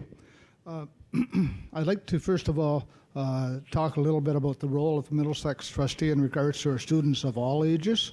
And of course, we're dealing with everything up to the end of secondary school on our board. I feel it's very important to get to be known and recognizable to all students by making visits to the schools and recognizing students' various abilities from not just academic, but many other areas as well. Each student must feel that they are safe, respected, and valued. Just kind of briefly, the physical activities would be important to go to as well for those that are, excelling in those type of things, whether it be track and field or Special Olympics or team events. Standing out as being especially important to large groups of students would be the culmination of their school years, both elementary-wise and secondary, attending graduation celebrations and academic awards, and the students hopefully should know you long before that time comes about. Just briefly, the board, Thames Valley, has a great deal of expertise in drama with presenting plays, concerts, and so on like that. I'm just going to quickly cut to the quick here. I want to thank the people that are involved with setting up this event tonight. I know Kathy Maness was very helpful to me, and I think she's done a lot of work in that way, as well as probably many of you have as well. Above everything else, after you've had a chance to review what people said tonight, please go out and vote. And if you feel so inclined, I would appreciate a vote in my direction. Thank you. Thank you, Rob. Leona Bruins-Thus. All right, thank you. So it was great to be here tonight and to hear about some of the ideas and concerns from the community.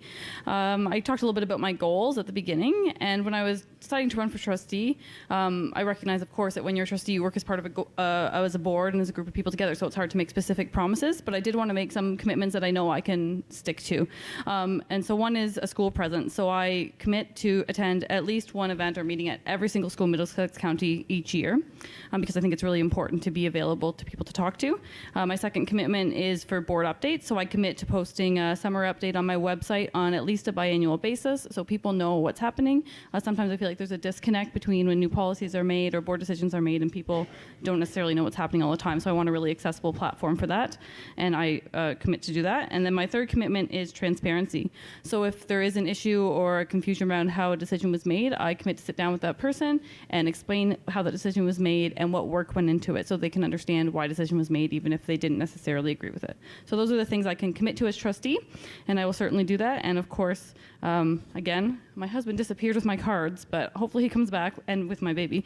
And you can take one of these home if you want to remember those. All right, thank you, and please vote for me on the election week. It's not a day anymore, so during the election period. Thank you. Thanks, Leona. And thank you to our candidates from Thames Valley trustee seat, 5 in total, and 2 will be elected. We move on to Ward 1 councillors with their closing comments, and we'll start with Putz Strybosch. Thanks, Chris. First of all, I want to thank everybody for coming out tonight. It's great to see a good crowd out. I think Strathroy we need time for a change. I think it's time for new ideas and new people. And I'm being self-employed. I think I can add a very big part of that. And Strathroy is a great town. It always was, and it always will be. When I was a kid growing up, I'll tell you a little story. People would ask, where are you from? And I would always say, even today, I'd say it's Strathroy. They'd be like, where in the hell is Strathroy? My response to that is all roads lead to Strathroy. So on October 22nd, thank you very much. Please vote Putz.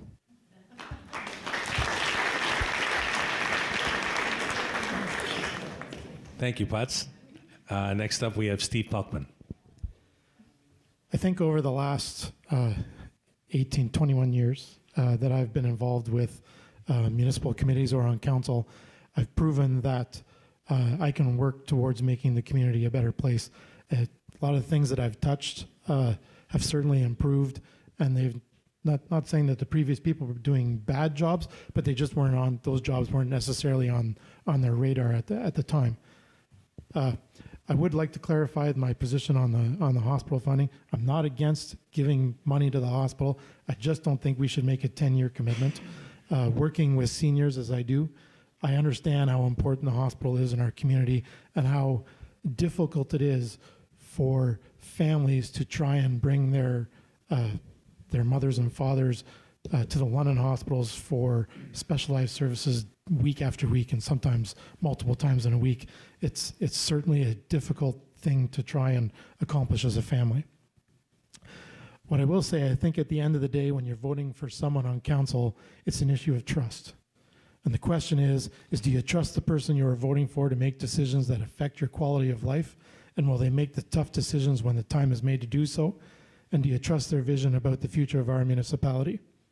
As I said, I think over the years I've proven that you can answer yes to those beside my name, and that I have the desire, the commitment, the flexibility, and the vision to be an effective councillor to continue it. It has been an honor and a privilege to serve the residents of Strathroy Caradoc, and I ask you to continue to place your confidence in me by voting Steve Puckman for Councillor Ward 1. Thank you, Steve. Ian Nunn. I also would like to thank you all for being here tonight and listening to us, especially listening to me and what I had to say the first time. I don't have experience in public governance, but I do have deep experience in areas that develop strong analytical skills, strong organizational skills, the ability to work with others, the ability to solve problems. And I know how to process material. When you're in graduate school, you have to process lots of it. So if I'm elected to council, I have no concern that I won't fit in. I'll just take the stuff there, start reading it, and be up to scratch in no time. So I chose Strathroy because it's really good. So it's hard to improve on, but I'd like to keep it that way. And in particular, fiscal responsibility, controlled growth, managed growth, good planning, maintenance of quality of life. Those would be the things that I would be striving to maintain and improve on. Thank you. Thank you, Ian. Rick McLean. Okay, thank you all for coming, and I'd especially like to thank the person who wrote F. McLean on this thing. Thank you very much. I wrote a bunch of stuff down because I have a lot to say, but I'll just read my closing page here. We're situated smack in the middle of the largest freshwater basin on the planet. And marijuana is going to be legal next month, and southwestern Ontario is going to become the summertime destination for the world. The world's going to come here. London Airport, Sarnia Airport, they're going to start getting really busy because the vacationers are going to start coming here, and we need to be ready for that. We can take it, well, not take advantage, but we can really benefit from that. The property values are going to go up. Employment, there's going to be more employment. I'm really excited about the future of this town, and I want to be part of it. I really do. Thanks for coming out. Thank you, Rick. Frank Kennis.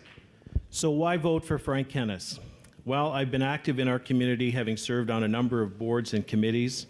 I am a team player and a consensus builder, always looking for the best and most economical long-term solution to every problem I encounter. I sincerely promise that if you choose me to honor me with your vote, I will be there for you, looking after your best interests. I have worked with small and medium-sized businesses for the past 35 years, and I understand what they need to be successful.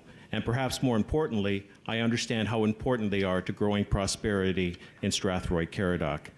I believe very strongly in continuous economic development and the importance of bringing more businesses and attracting more jobs to our municipality.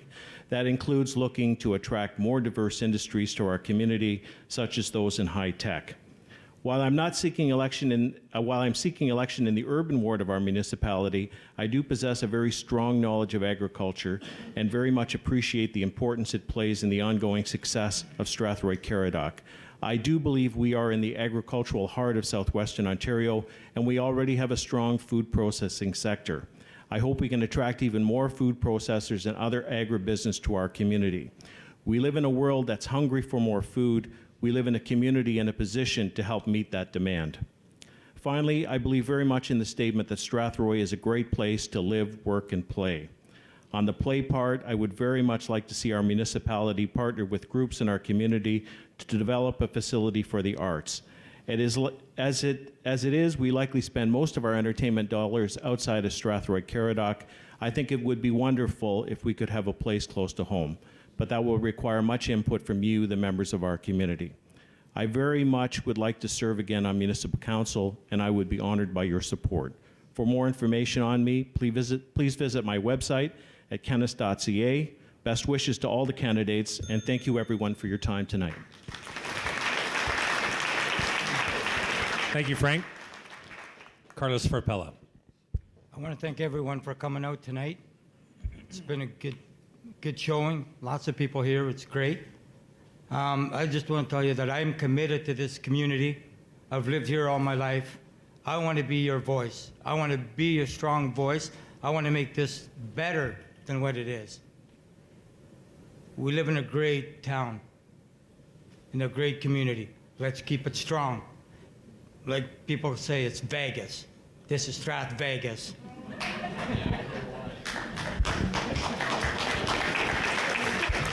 Thank you, Carlos. John Brennan. Thanks for coming out tonight. Just a few remarks. No single person on council has all the answers. It's an exercise in collective decision-making, and ultimately the wisdom, whatever that is, of council prevails. 9 people work hard to make a decision that's in the best interest of the community. I've been honored to work with a great team over the last 8 years, and I hope to be included in that in the next 4. I really respect the colleagues that I've worked with. I think all of us in our own way reach out to the community in different ways. We bring our collective experience to the table, and we try to do what's best for everyone within the priorities and the restrictions we have for budgeting. I'm retired now, but I don't like to think of it as retirement. It's re-engagement with the community. I work with a Rotary Club. I'm doing some volunteering with VON. I'm privileged to be on council at the moment, and I like to work with the hospital. It's a great community. I want to keep it that way. I want to make sure that young couples who move to this community, like I did in 1987 with my wife Charlene, are able to raise their kids in a beautiful town like we were able to. And I think that's important. I also think that it's a great place to retire. And that's what I'm currently doing and enjoying it immensely. So thank you very much. I hope you vote wisely in the election period, and I hope one of those votes is for me. Thank you. Thank you, John. Marie Baker. I would like to first congratulate everyone sitting up here with me tonight. I'm encouraged to see so many of our citizens interested in serving Strathroy Caradoc through public office. I wish you all the best in your endeavors. Thank you to the Chamber for hosting this evening and to our moderators for keeping us on track. I would also like to say a special thank you to my family for their help and support to enable me to serve Strathroy Caradoc for the past 15 years. As a councillor, I have always attempted to strike a balance between the needs and wants of our community, keeping in mind that we must always do so in a fiscally responsible manner. You have my commitment to continue to move this community forward in a thoughtful, responsible way, to seek innovative approaches, and to achieve desired results. We, your council team, could not have accomplished all of this without the work of our dedicated municipal staff and many exceptional volunteer organizations and citizens. So I thank all of you. There will be new challenges ahead of us and much work to do. I assure you that I am up to the job, and I look forward to the opportunity to once again work with all of you as your councillor to promote a healthy Strathroy Caradoc. I thank you for the privilege of serving as your councillor, and I ask for your support so that I may continue to do so for the next term. Please remember to vote and re-elect Marie Baker, Ward 1. Thank you, Marie. 8 candidates for Ward 1 councillor and 4 are to be elected. Let's move on to Deputy Mayor, and we will start with Brad Richards. Thank you, Chris, and thank you, everybody, for coming out tonight and the Chamber for hosting. Early in my speech, I said something about being honored to be elected your deputy mayor, and I mean that with all sincerity. It's quite an honor to know that people that you know, your friends, your neighbors, a lot of people you don't even know, have had the faith in you to do the job, and that just drove me. The very first year I was elected to right even now. In fact, it's probably even stronger now than it was then. I try to do the job the best I can with the most dignity and respect of the people I'm talking to, whether it be other councillors, whether it be our county council. I was down in Ottawa quite recently, and I was with Monty McNaughton, and we were having a chat down there. So where I've gone, we've tried to represent Strathroy the best I possibly could, and it is quite an honor. It's right up there with being married and having 3 lovely dear girls born, and now grow up to be fine women. One of them's here tonight, and 5 grandkids. That's always good too. But and I had hair back in the day too. But it's but all kidding aside, it is an honor to have this job. I hope I've proven that I've been dedicated enough for it, and hopefully with a little bit of the experience I do have, that'll really make a whole difference. I think because the experience does matter in the community, and hopefully it all works out well. And if you foresee to bring me back, please vote for Brad Richards, Deputy Mayor. Thank you, Brad. Mike McGuire. Good evening. Strathroy Caradoc is a strong, well-administered and managed community. None of us doubt that. Every incumbent up here tonight and the 2 incumbents that have chosen not to run deserve our gratitude for their years of service. Brad and I are not running against each other. We're both running for the same office. We both want to serve the community, and it's unfortunate that only one of us will be successful in the election. I bring a fresh approach to the office of Deputy Mayor. I bring new thoughts and a different view. I want to be able to work with you to address the issues as they arise in the community. I believe I represent the next generation. No comment about your age, Brad. I do have experience on community boards. While in policing, I sat as chair for Victim Services of Middlesex County for many years, and I was sad to see that organization leave our community, and it's now situated in London.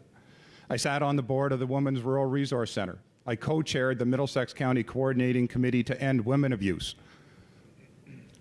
I'm a domestic violence investigator, and I became a trainer for domestic violence investigators, and I taught our officers how to do those. I developed with some of the people that I worked with on the Middlesex County Coordinating Committee a plan called the MAN Plan in trying to change behaviors in our community so that we wouldn't have such a strong and urgent need for places like the Women's Rural Resource Center. I'm proud of the time that I was able to serve you as a police officer in this community. Policing has taught me how to listen and how to problem solve. I like to see some new summer festivals come to Strathroy, and perhaps we can redevelop our identity from the old Turkey Festival to something new. I believe in proper infrastructure to support our new homes. I wish everybody up here the best in the election. I'm Mike McGuire, and I'm a candidate for Deputy Mayor.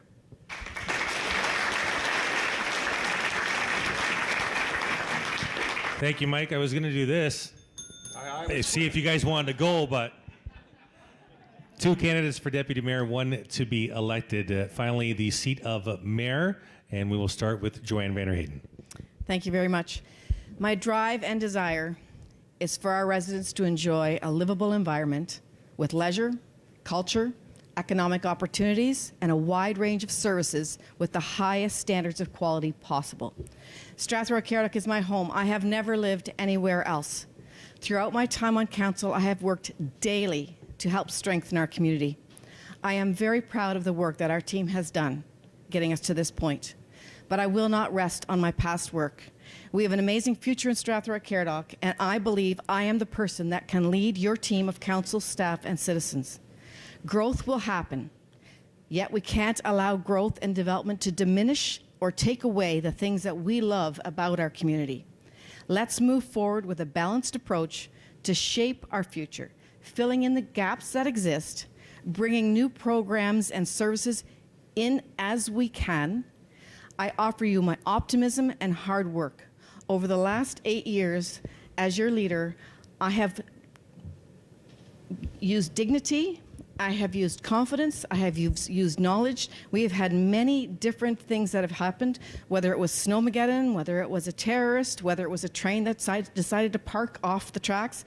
I have been your leader, I have been your voice and the face of this community, and I wish to stay that way for the next 4 years, and tonight I am asking you to vote for Joanne Vanderheyden. Thank you very much.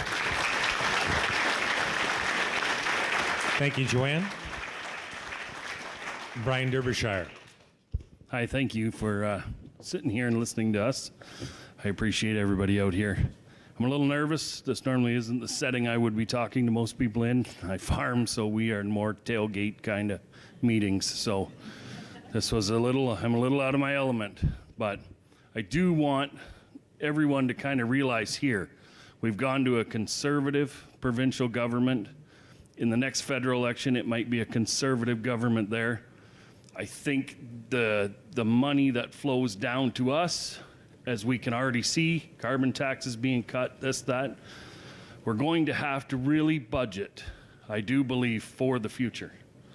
I know that our building and our services and our development fees, if the housing market does stop, then where are we at? So from a budget standpoint, I really believe we need to look carefully and tread lightly coming into these next few years. So I would just on October 22nd, if you would, pick the best people for the job. Thank you. Thank you, Brian. And Brad Bach. In closing, as I have indicated earlier, there are many important issues to the people of Strathroy Caradoc, such as zoning changes, property flooding, conditions of our roads, along with speed limits, sewage, and costs of our drinking and bathing waters, policing, and the future of our fire department. On October the 22nd, I am asking you to vote for integrity, consensus, and accountability. Vote Brad Bach for mayor. Vote for change. Furthermore, be aware that there will be no polling at the ballot box this election.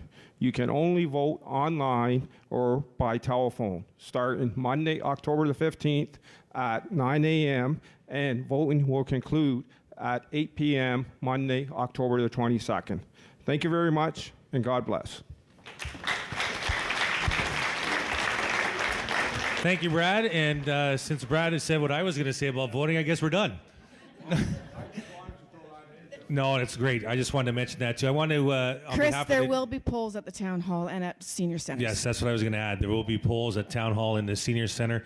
If you want to find out if you're on the voters list, go to Town Hall and ask. They can get you on the voters list. Obviously, you'll be sent through the mail your special code number for your online and phone voting. On behalf of the Chamber of Commerce and all of us here, I want to thank all the candidates. A round of applause for our candidates this evening.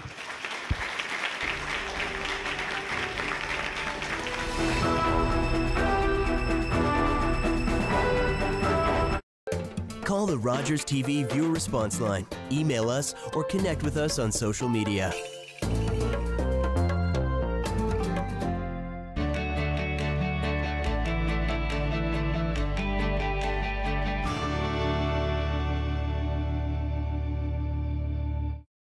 Salthaven really started as an idea many years ago.